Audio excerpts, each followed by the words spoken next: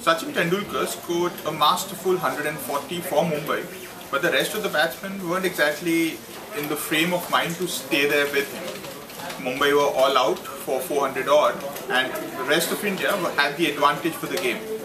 But more importantly for India, this was a sign that Sachin Tendulkar is slowly but surely finding his way back into some good form. And given that the selectors are going to meet on Sunday to pick the team for the Australia Test Series, that's the best news that they could have got in a long time. This is Ashish Magotra, and as usual, we have Ayaz Memon with us on Sports Talk. Ayaz, you saw Sachin's knock. What did you make of it? Many people have described it as a very classic knock. What did you make of it? Well, it had a lot of poise, control, and obviously responsibility, because he was, lone man standing after a series of Mumbai batsmen just kind of went and batted mindlessly. I thought Mumbai's innings was very good in the first phase. Jaffer, Rahane, and Tendulkar himself, and till Ankit Chavan was there, and then suddenly they seemed to go berserk. But never mind that. I think from Tendulkar's point of view, I think the selector will breathe a little easy. Not because he's Tendulkar, but because one more, batting position seems to be a little less insecure than it seemed at the start of the match. The openers, otherwise on display in this match, have also done well. Murli Vijay has got 100 in the first inning. Shikhar Dhawan batted well. Wasim Jaffer, if you want to consider him, has got runs. Ajinkya Rahane has got runs. So Suresh Raina got 100. So where batting is concerned, they seem to be better placed for the task on Sunday. Where the bowling is concerned, I think it's still a problem area. Somehow against England, at least in the first Test match, we managed to take 20 wickets. Do you see them managing to do that against Australia as well? Because when you look at this bowling attack, Ishant Sharma has had some injury troubles, but he's come out and said that he's fit and he's practicing. But there's not just too much around him. Pragyan Oja was hammered by Tendulkar to all parts of the ground today. Harbhajan Singh wasn't very good either. Srishant was good in spells. Yeah. So I think it's it's really bare where the bowling is concerned. There's just no bowlers. Pragyan Oja actually had a very bad match. The Irani Trophy match hasn't been good for them at all. Bhaji picked up a few wickets, but the guys were slogging mindlessly, including somebody like Rohit Sharma, who probably may cost Mumbai the Irani Trophy. And he's not been impressive enough to convince the selectors, I think, that he needs to be in the team for the first test, certainly. So they'll probably pin their hopes on R. Ashwin still, who can also bat a bit, but so can Bhaji. Where the fast bowling is concerned, who do we have?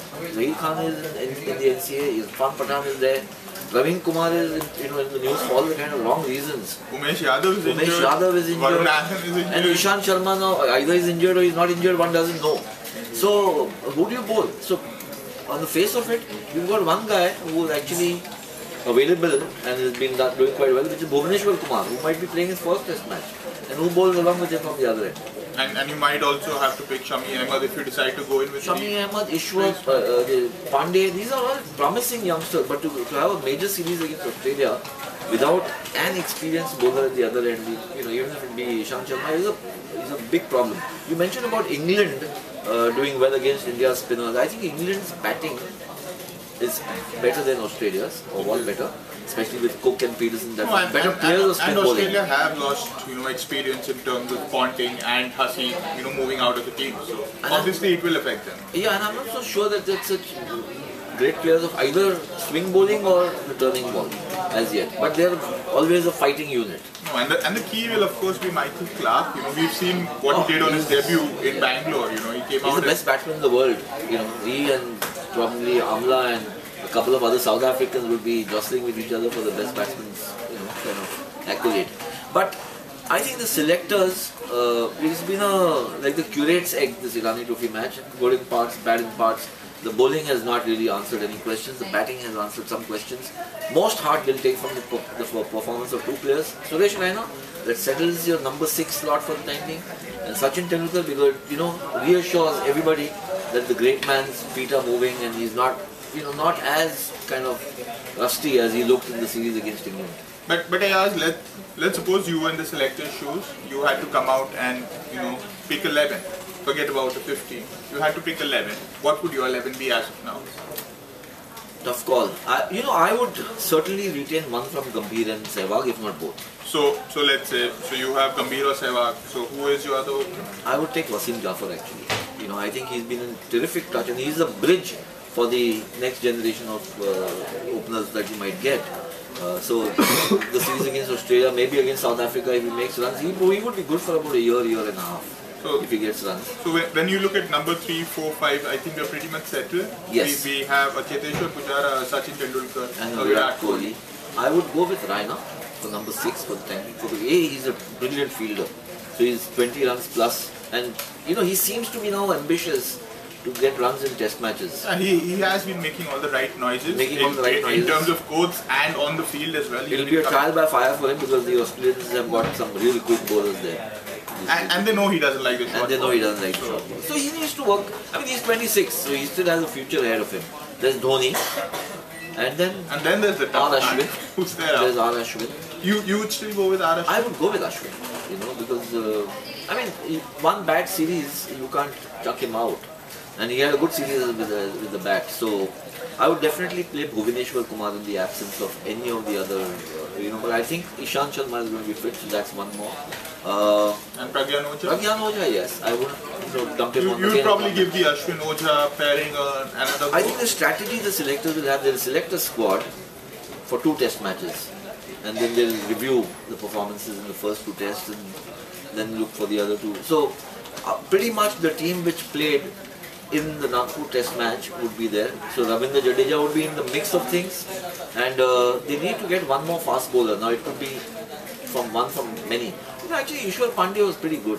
Indeed, he was. He's tall, he has a nice action, and he's quick. His outswing was quite nice. Very good, and he can tonk a bit, late order tonker. So I think that India would have been happier, the selectors would have been happier with a Zahir Khan being fit or an Umesh Yadav. Some experience. Some experience there, some class. Umesh at least the pace. And in the batting, I think they would have been very happy at Sehwag played and got runs here. Because that would have really, it would have made everybody's life so much easier. Would there be a question mark for you in terms of picking Sehwag? Because you don't quite know how fit he is going to be, what kind of form he is in. I wouldn't worry so much about his form, I would worry about his fitness. If he is fit, I would play Sehwag. And he won the first test match against Ahmedabad. So basically you're saying it would be Sehwag and not Gambhir who gets into the team along with if he's fit. If he's fit. Yes. And I don't know what the status is on Gambhir. Has he been rested because he's short of a place, or has he been rested because they want to check out everybody else who can replace him? I'm not so sure. But just tell me something. But I would keep Jaffer in the mix of things. Okay. Because he's very good against fast bowling, especially on these pitches. But tell me something, Ayaz, we've actually seen Ravindra Jadeja actually come and play even a test match and look much more effective than a Ravichandran Ashwin at the other end. And when you talk about batting skills, I'm sure Ravindra Jadeja is as good as Ravi Jadeja is going to be a threat to Pragyan Ojha because he bowls left arm spin. He bats well. He's a superb fielder, which Pragyan is not. Neither is Ashwin. Indeed. So I think Ravindra Jadeja, I'm sure, would be in the mix in the 14, and he's a threat to not just one but quite a few guys. He could become your all-rounder that you want. He may not be. Everybody doesn't have to be a fast bowling all-rounder. You can have a spin bowling all-rounder. So he could be that man. And he's young, he's ambitious. He looks very hardy physically. So everybody was very caustic and cynical about him. But over the one-day series, he's emerged as a surprise package. But tell me, what do you make of this whole idea of actually picking the test squad before the tour games against Australia? Do you believe the selector should perhaps wait until the end of the tour games? Maybe have a look at a few more players? For example, they've not been able to see Sehwag. Yeah, I think that, they need to start a camp. They are starting. They have to start a camp. But it's a 3-day camp. Yeah, but you still need people to be told that they are playing a test match, not told on the morning of the camp that now you're there for 3 days and you're going to play a test match. So I would actually think it's a fair deal. 1 week earlier you select the team, you put them in a camp, let people start assimilating players that, hey, I'm playing this series, I'm there. I think that's very important. So I would say, okay, the board president's 11, some of these players, same guys are going to be there. Absolutely. Some of them are really other fringe guys who may be in the scheme of things for the third or fourth test. But otherwise, who would have thought Sehwag wouldn't play and he would get an upset stomach on the eve of this match? So, Indeed.